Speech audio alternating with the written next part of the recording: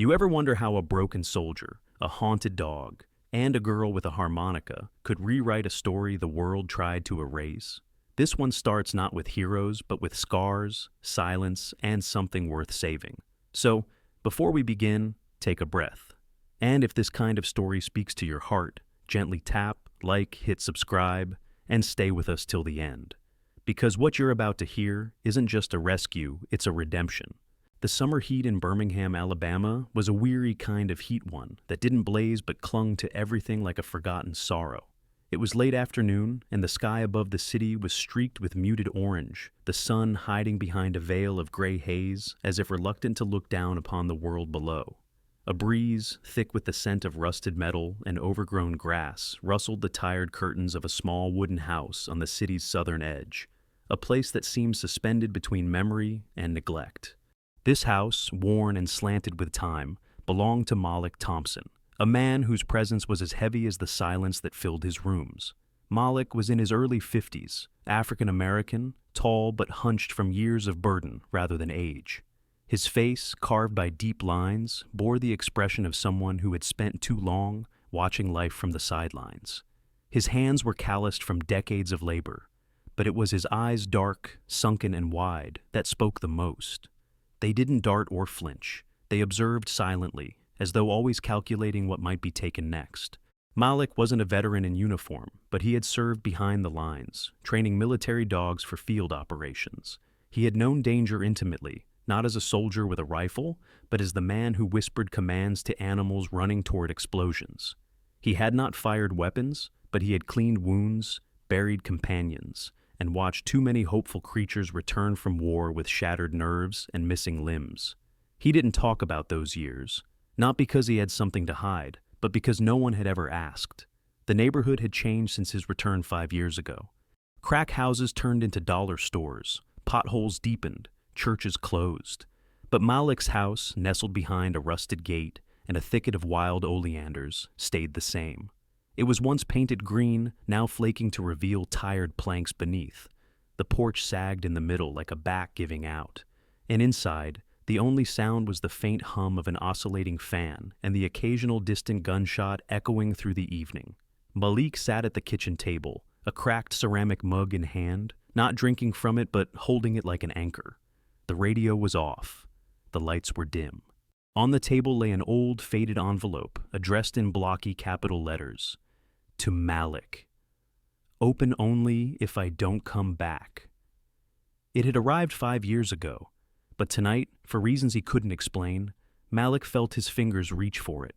Maybe it was the thunder rumbling in the distance, or the way the air felt heavier than usual, or maybe it was the dream that had haunted him the night before. Jerome, the only man who'd ever called him brother without needing to.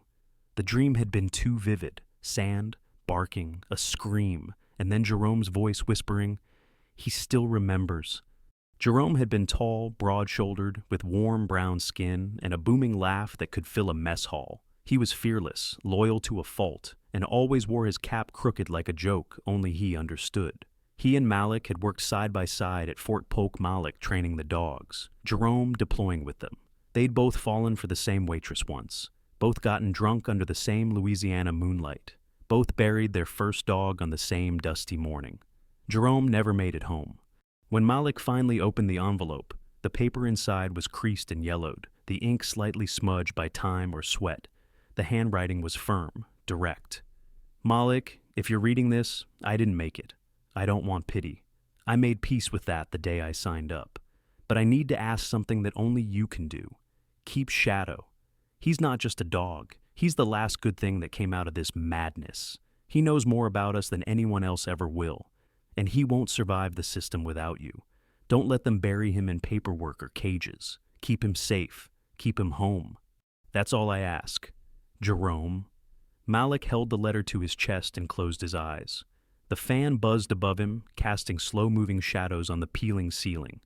Outside, rain began to fall, not hard, but persistent, like it meant to settle in for a while.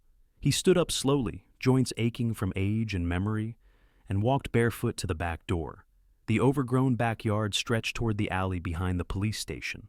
Through the weeds and the skeletal remains of an old clothesline, Malik could see the dull shape of the fenced-in kennel where Shadow had been kept since Jerome's death. Shadow was a Belgian Malinois, 10 years old now, large but lean, with fading tan fur and black markings around his eyes that once looked sharp and fierce, but now had dulled with fatigue.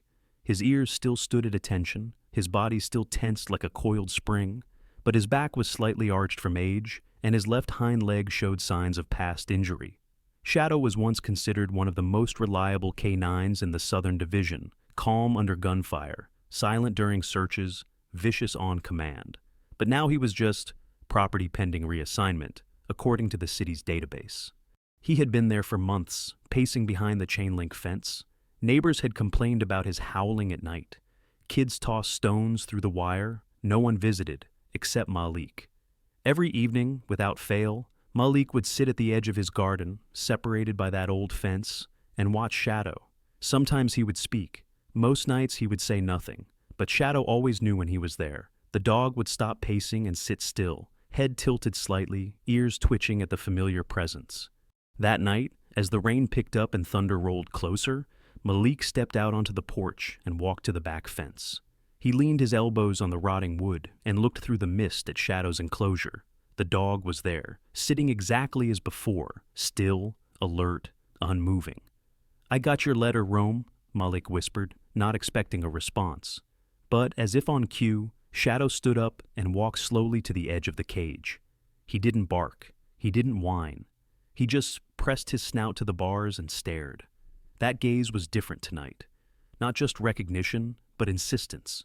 As though the dog had waited for 5 years, holding on to the last thread of loyalty that remained. Malik placed his hand against the chain-link fence. Shadow pressed his nose to the same spot. "I'm coming," Malik said quietly. "I don't know how, but I'll get you out." Behind them, lightning cracked open the sky, casting sharp white light across the wet alley. The rain fell harder now, drumming on the rooftops and pouring from the eaves in cold sheets. But neither man nor dog moved. In that moment, it wasn't about storms or cages or systems. It was about a promise, one man's dying wish, and another man's broken silence finally being answered. The morning after the rain in Birmingham was slow to rise. Clouds hung low and thick over the city, casting the skyline in the dull silver. Streets shimmered from the downpour, and the air smelled faintly of rust and wet clay. Malik Thompson stood at his kitchen sink, the faucet dripping into a chipped basin, hands trembling ever so slightly as he clutched the letter again. Jerome's words were etched deeper into him now, not just written in ink, but burned into the soft, quiet ache behind his ribs. He hadn't slept. He had watched the back fence all night, waiting to see if Shadow had stayed. The dog had, just sitting there, like an old soldier guarding a post long after the war ended. Something inside Malik stirred that hadn't in years. Something between guilt and purpose. By mid-morning, he found himself standing outside the police station. It was a squat building of aging brick and narrow windows, functional rather than friendly. The badge sign above the door had a crack down the middle. Inside, the air conditioning hummed too loud, and the lighting was unforgiving. The front desk officer glanced up. A white woman in her early 40s, short-cropped brown hair, tired eyes, and a uniform that seemed too stiff for her slouched frame. Her name tag read, Officer Greeley. She didn't look up again until Malik cleared his throat. "I'm here to ask about the dog," he said quietly, voice dry like old wood. Greeley peered over her glasses. "What dog?" "The Belgian Malinois, the one kept in the back lot. Military unit transfer, Shadow." She clicked her tongue, tapping at her keyboard with fingers that moved more from routine than interest. "Oh. The K9, technically government property.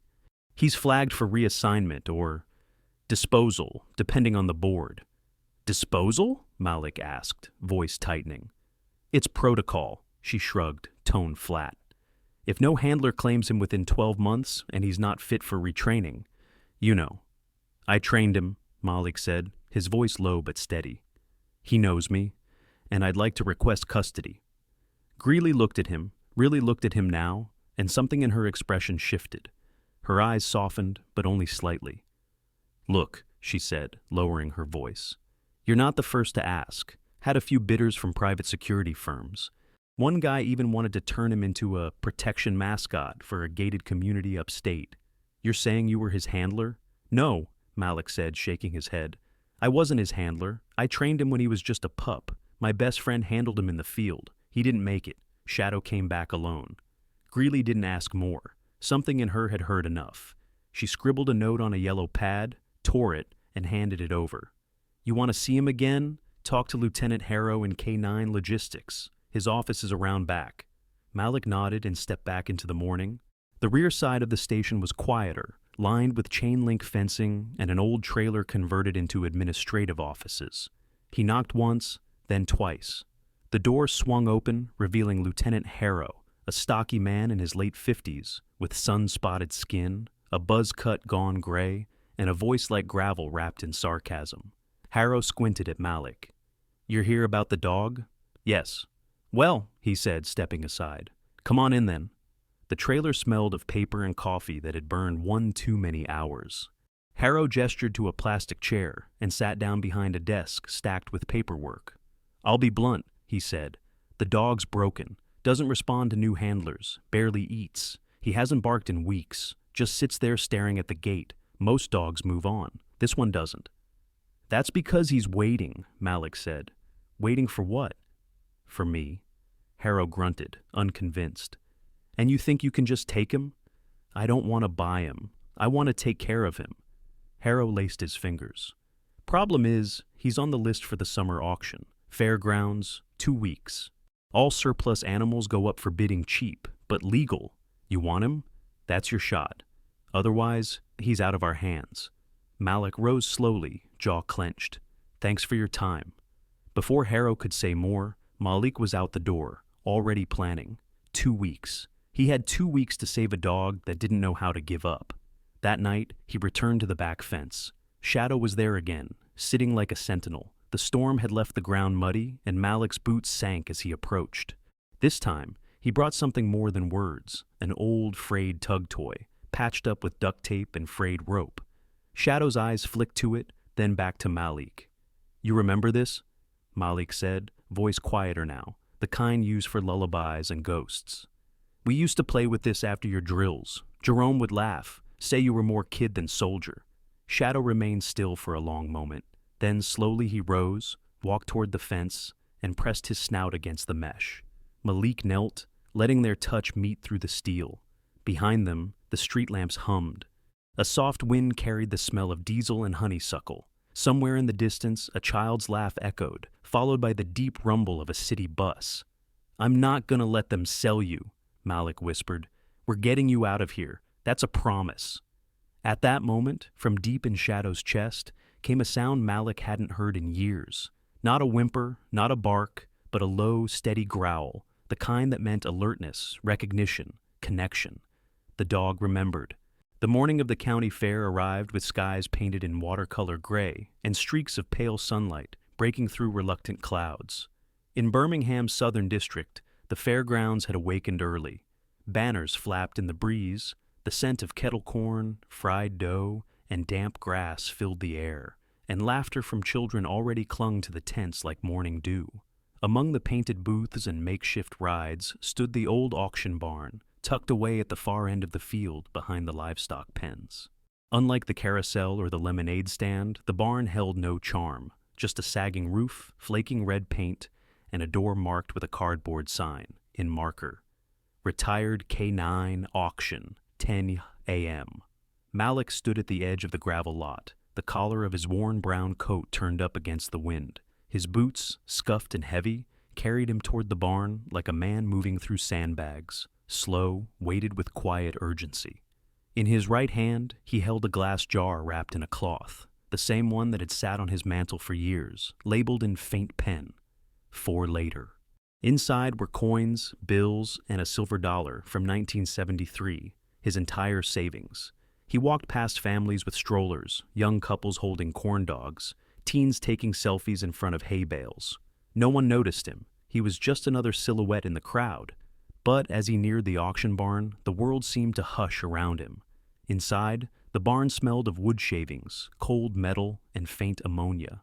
A small group had gathered, about 24 people sitting on creaky benches and folding chairs arranged before a low wooden platform. On that platform was a large kennel, half covered with a thin beige blanket.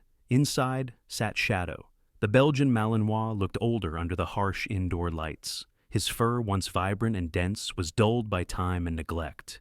His posture, however, remained soldier straight-back rigid, ears alert and eyes scanning the crowd. He did not whimper. He did not lie down. He sat like a statue carved from loyalty. Malik's heart tightened at the sight. Near the front row sat Clifford Rains, a broad-shouldered white man in his late 40s, dressed in a tailored navy suit, silver cufflinks, and leather gloves he didn't take off. His hair was neatly combed back, face clean-shaven, expression cold and unreadable. Clifford owned a private security firm, Rains Strategic, rumored to be under federal review for its overseas contracts. His presence here made no sense, unless you knew what Shadow had seen, and what Clifford needed to keep buried. Next to Clifford stood Eddie Kroll, a thin man with sunken cheeks and pale skin, his eyes darting constantly. He held a clipboard and a set of keys, clearly assigned to manage the auction. Eddie used to work maintenance at the City Pound and had a habit of chewing his pen caps until they flattened like pressed coins. Malik took the last empty seat at the back. He didn't look at Clifford. He didn't look at anyone. His eyes were fixed only on Shadow. The auctioneer, a balding man with a red face and suspenders, cleared his throat, tapping the mic. Good morning, folks, and welcome to the annual county surplus auction. Today's feature retired K9, Shadow, age 10, served overseas, full obedience and attack certification, eligible for retraining or adoption. Let's begin at $30. A hand rose in the middle row. 30. Do I hear 40? The auctioneer called. Another voice. 40. 50, 60, 75. The numbers crept upward, the crowd watching as if they were bidding on a vintage guitar, not a life. Malik stood, heart pounding, and slowly made his way toward the front. When he reached the platform, he set the jar on the edge of the stage. The clink of coins echoed in the silence that followed. He removed the cloth, revealing the collection inside. The silver dollar glinted beneath the fluorescent light. I have $64.18, he said calmly. It's all I have. I'm here to take him home. A few chuckles scattered through the crowd. Not cruel, just dismissive. Clifford didn't laugh. He leaned back in his chair, lips curling faintly. I'll bid 200, he said. The auctioneer blinked. 200. Do I hear more? Malik didn't turn. He kept his eyes on Shadow. The dog hadn't moved. Then came a sound soft, unexpected from near the barn door. A melody. A small girl, no more than 11, stepped forward from behind a row of hay bales. Aria Jensen, a neighbor's child, light-skinned with tight curls and a leg brace wrapped around her left calf, stood quietly holding a silver harmonica. She was known in the neighborhood as the music kid, always humming, always listening. Aria had cerebral palsy and moved with a delicate balance, but her spirit was stubborn and wide-eyed. She didn't speak. She simply lifted the harmonica to her lips and played. The tune was simple, just 5 notes. But they were the same 5 notes Shadow had been trained to respond to during recovery drills. A recall command used during wartime when gunfire made spoken words useless. At the sound, Shadow shifted. He rose. His ears twitched. He took 3 steps forward in his kennel, stopping just short of the bars. His eyes searched the room until they found Aria. The crowd had gone silent. Clifford shifted uncomfortably in his chair. The auctioneer hesitated. Any further bids? No one answered. Shadow sat back down, not at attention this time, but relaxed, watching the girl. Then, slowly, he turned his gaze toward Malik. He did not bark. He did not growl, but his tail, stiff and cautious, tapped the floor once, then twice. The room changed. Clifford stood abruptly. "Withdraw my bid," he said, voice flat. The auctioneer frowned. "What, sir, you—" "I said withdraw," Clifford snapped, already walking out the door. Eddie Kroll scrambled after him. Malik stepped closer to the cage. A few moments later, Officer Greeley from the precinct entered through the side door. Her eyes scanned the scene and then landed on Aria, who stood quietly, harmonica in hand. She gave a small nod to Malik and walked toward the auctioneer, whispering in his ear. After a moment of tense silence, the auctioneer sighed into the mic. By the authority of the Birmingham Police Department and under recommendation from K9 Logistics, the auction is concluded. The dog Shadow is awarded into the custodianship of Mr. Malik Thompson as a humanitarian transfer, with follow-up oversight. This decision is final. A murmur swept through the barn. Arya smiled, lowering her harmonica. Malik reached the cage, knelt, and gently touched his fingers to the latch. It clicked open. Shadow stepped out, slowly, cautiously, like a ghost returning to life. He walked straight to Malik and sat at his feet. Then, and only then, he let out a quiet bark, short, low, and steady. Not a warning, not a cry, a homecoming. That evening, the sky above Birmingham turned a strange shade of brass, as if the sun had slipped behind smoke rather than clouds. Malik walked slowly beside Shadow through a narrow alley lined with flaking murals and broken glass. Every few steps, the dog would glance up, ears twitching, not in fear, but in awareness, as if his instincts were mapping the street corners faster than any GPS. Despite the weight of the day, something about walking together felt right, as if this was the rhythm they had once known and had now rediscovered. They passed the corner laundromat with flickering neon, where an elderly Korean man, Mr. Jun, often sat on a cracked lawn chair, sipping tea and pretending not to nap. Today he raised a hand in slow greeting. "Dog looks sharp," he muttered. Malik offered a nod. He didn't stop. He didn't speak. Neither did Shadow. At home, Malik laid out an old towel on the kitchen floor and filled a metal bowl with water. Shadow drank without noise, each movement deliberate, practiced, almost military. Malik watched him and wondered just how much the dog remembered of war zones, of orders shouted under gunfire, of Jerome. Shadow had seen things even Malik hadn't. Later, as Malik sat at his table flipping through an old file folder marked K9 FT Polk 2008-2013, a knock came at the door. Not a neighbor's knock, not soft, 3 quick raps, authoritative, cautious. Malik stood and opened the door halfway. The man outside was dressed like he belonged in a boardroom, not on Malik's porch.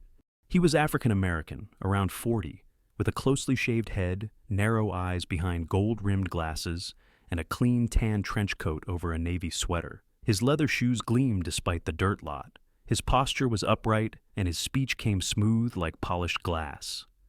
"Mr. Malik Thompson?" "Depends who's asking. My name is Julian Maris. I'm with the Department of Federal Investigations." He held up a badge not flashy, just firm. "Mind if I speak inside?" Malik hesitated. "You tracking the auction too?" Julian stepped in without waiting for a reply. His tone stayed even. "I was watching it, from a distance, not because of you, because of Clifford Rains." Shadow stood between them now, silent but tall, positioned not aggressively, but protectively. His stance said, "Say the wrong word, and I move." Julian glanced at the dog and nodded slightly.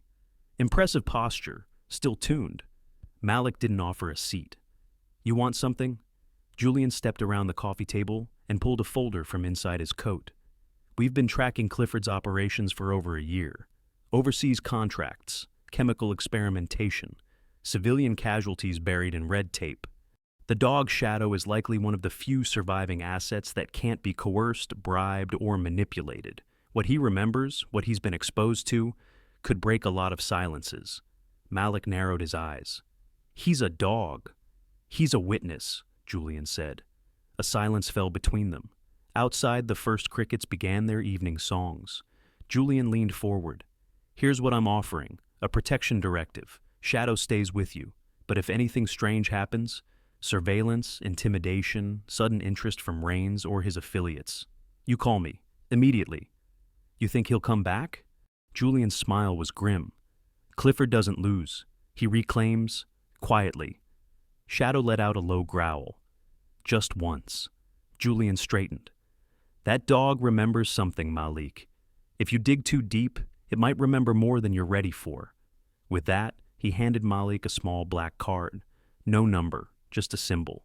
3 concentric circles with a red slash through the center.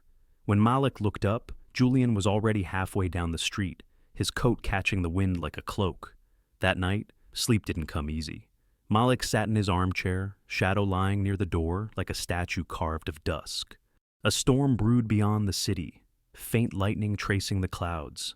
At some point, Malik opened the old file again. Inside was a photograph. Jerome kneeling beside Shadow, both of them dusty and young and alive. On the back, scribbled in faded pen, "If we don't make it home, remember who we were before the orders." Malik stared at the line for a long time. At sunrise, he took Shadow out to the backyard. The dog sniffed the air and paused near the garden fence. His tail stiffened. He didn't bark, but then he did something unexpected. He walked to the old tool shed at the back of the yard, a structure Malik hadn't used in years, and began scratching at the door, at first slow, then urgently. Malik approached. "What is it?" Shadow growled, soft, focused, not at the shed, at something beneath it. Kneeling, Malik noticed disturbed soil near the corner. He began to dig. 10 minutes later, his fingers brushed metal. An ammo box, rusted, heavy, sealed tight. With trembling hands, he forced it open. Inside lay a USB drive, a torn patch from a combat vest, and a single photograph.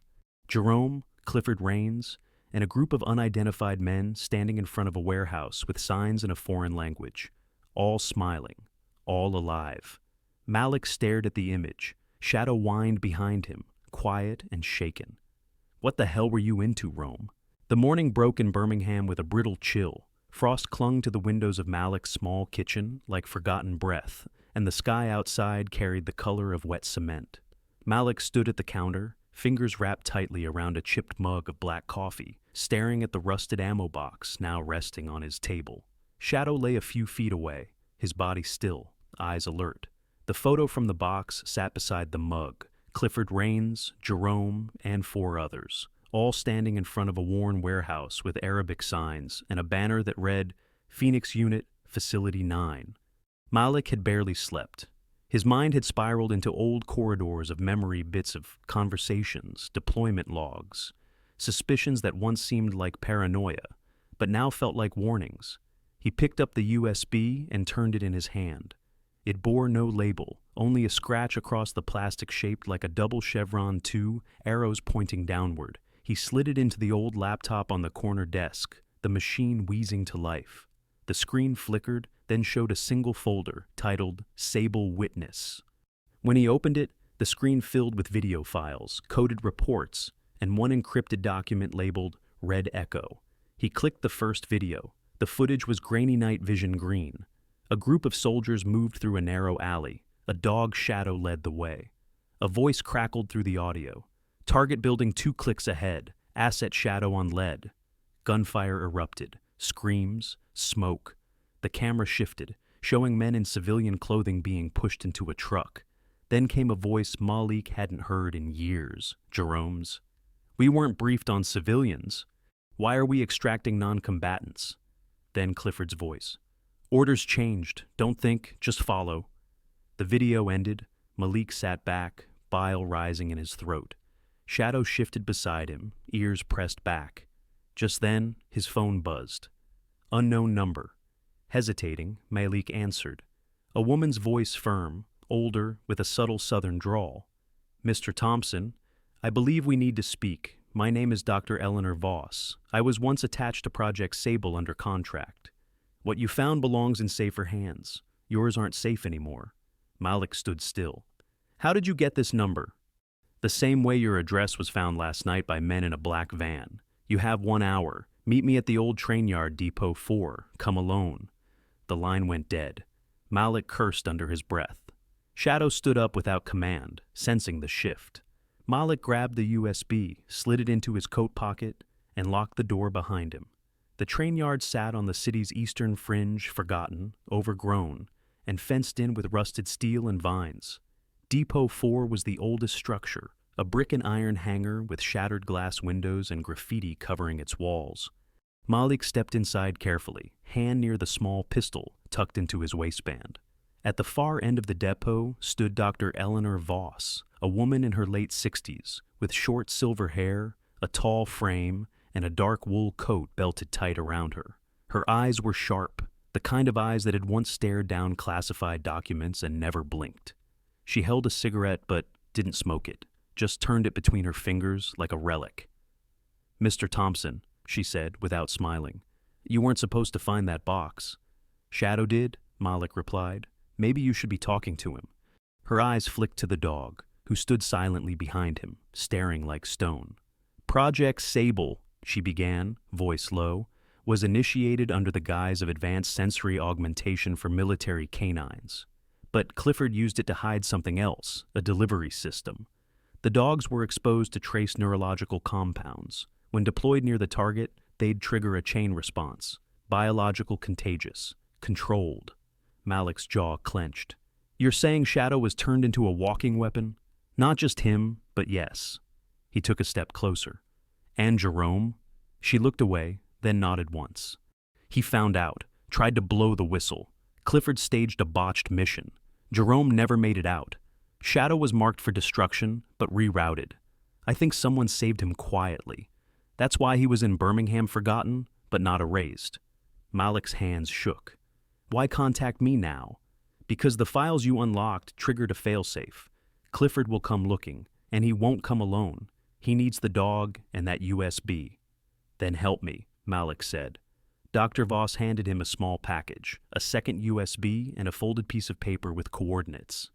"This leads to the original lab. Whatever evidence remains, it's there.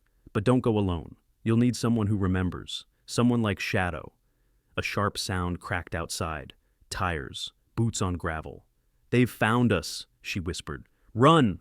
Malik didn't wait.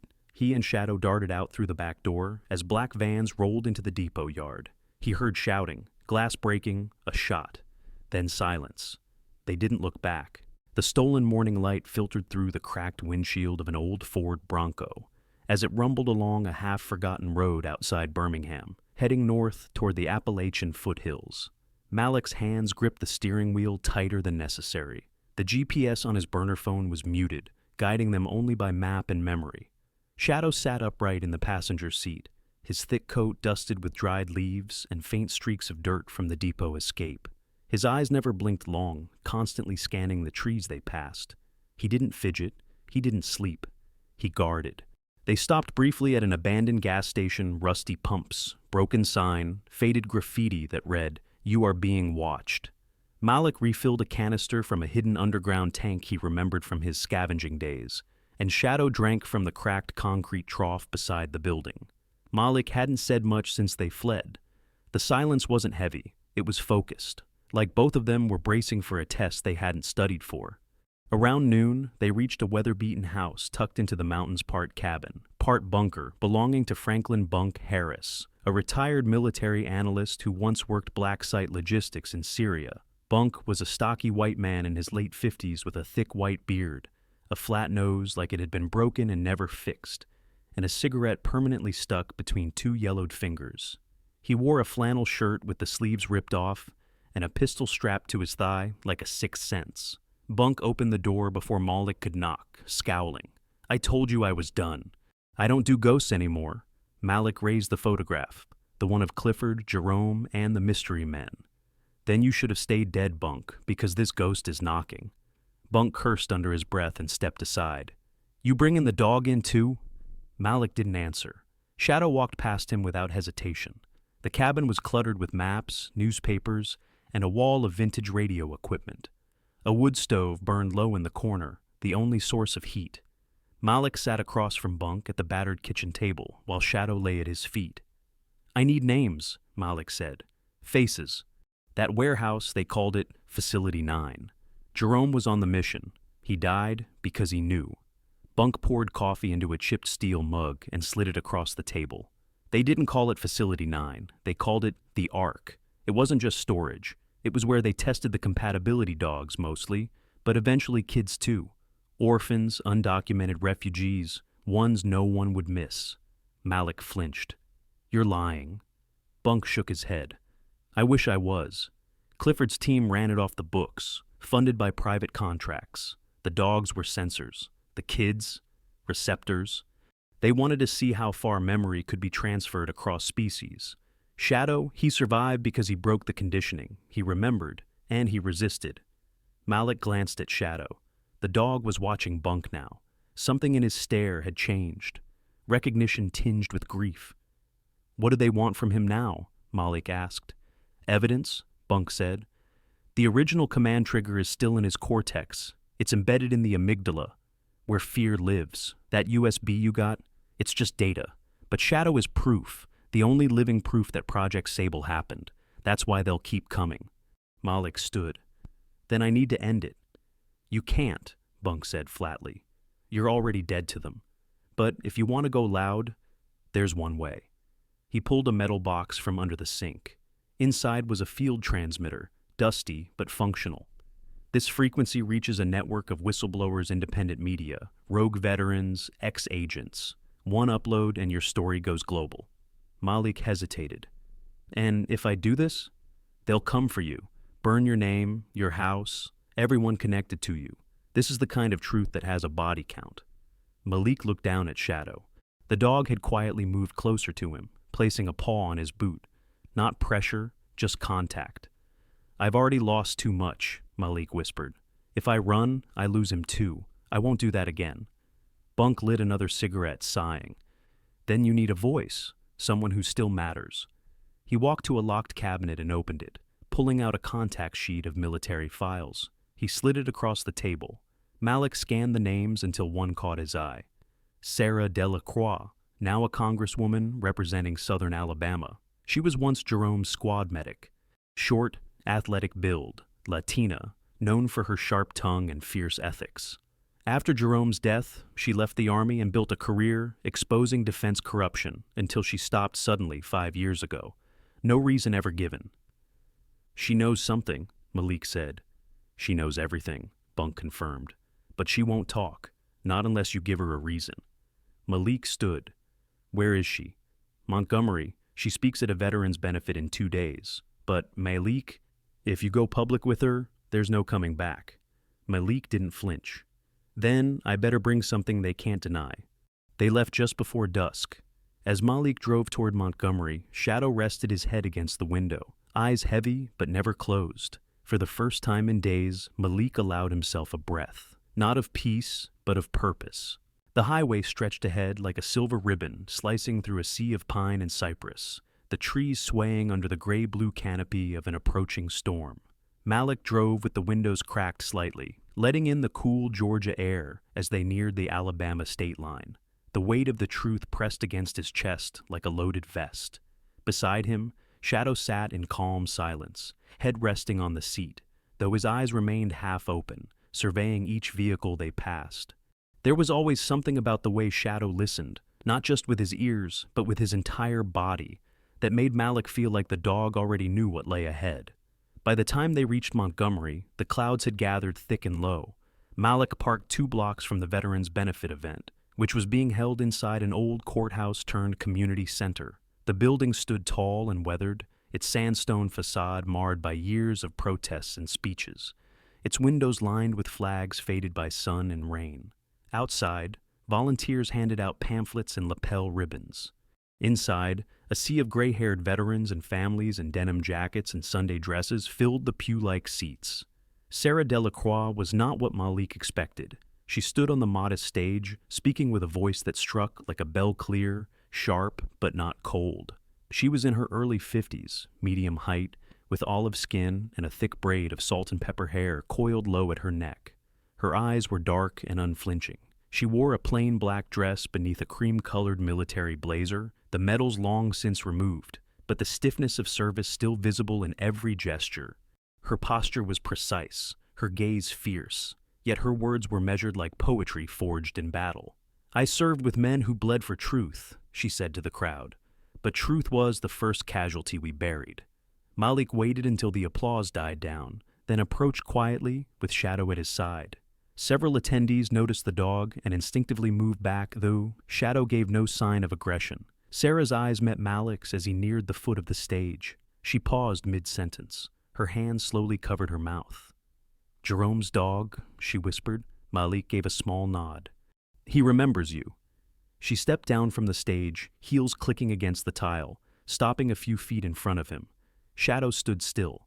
She knelt, holding out her hand, not in command, but in reverence. Shadow stepped forward and gently pressed his forehead against her palm. Sarah's voice trembled. He used to do that when Jerome had nightmares, like he could pull them out. Malik waited a beat before speaking. I need your help. I have something the world needs to see, but it won't matter unless it comes from someone who hasn't been erased. She stood, expression shifting from warmth to war readiness. Come with me. They walked through a hallway lined with photos of former judges and wartime murals until they reached her private office, a space filled with books on ethics, warfare, and trauma. Malik placed the USB on her desk. Shadow sat in the doorway, facing outward like a sentinel. Sarah connected the drive to her secured laptop. As the files loaded, videos, reports, the footage of the Ark, and the forced experiments, her breath shortened. This is what Jerome was trying to warn me about before he died, she said. I never knew the scale, just whispers. Malik leaned against the bookshelf. You said truth was the first thing buried. Let's dig it up. Sarah looked at him, her voice raw. You'll be hunted. You already are. I'm not asking you to risk your title, just your voice.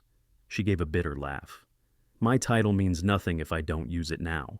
She picked up the landline phone and dialed a number from memory. Reynolds, this is Delacroix.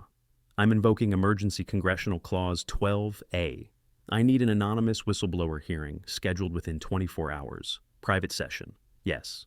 Classified, and I want national press coverage locked until I say otherwise. We're going to shake the ground. Malik watched her with a quiet mix of awe and grief. She hadn't just kept her fire, she had turned it into artillery.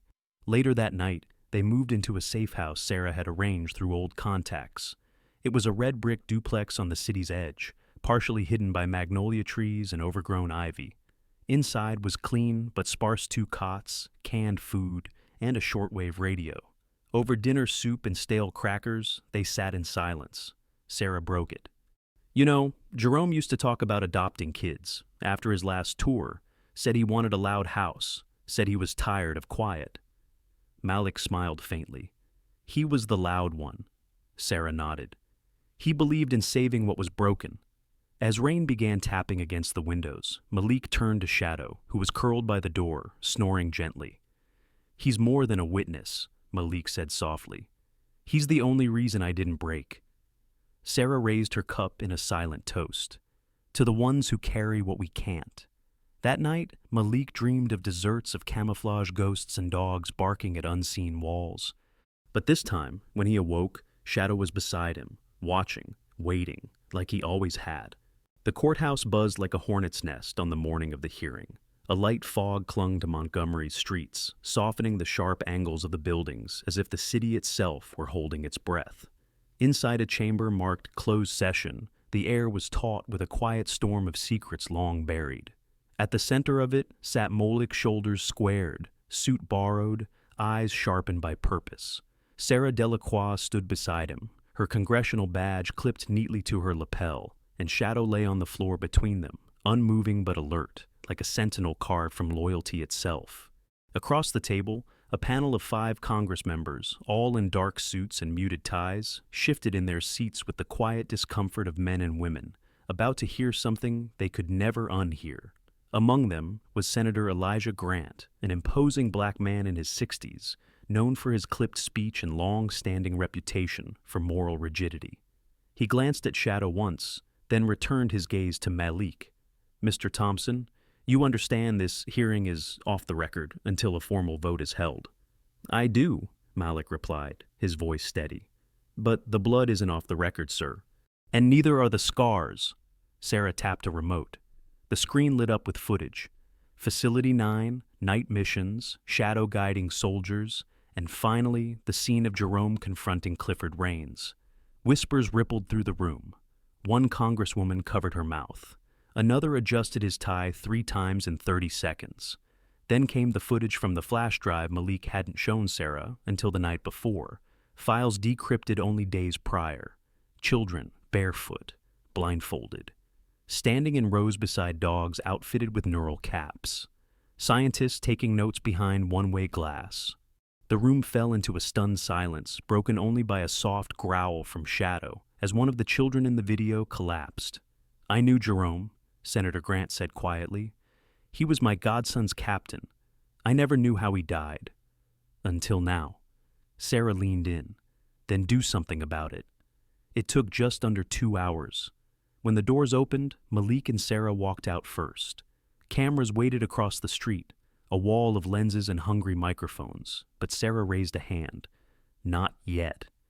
In the shadowed hallway behind them, Senator Grant approached Malik and extended a hand. "What you did today, few would have had the spine, or the heart." Malik shook it. "I didn't do it alone." He glanced down at Shadow.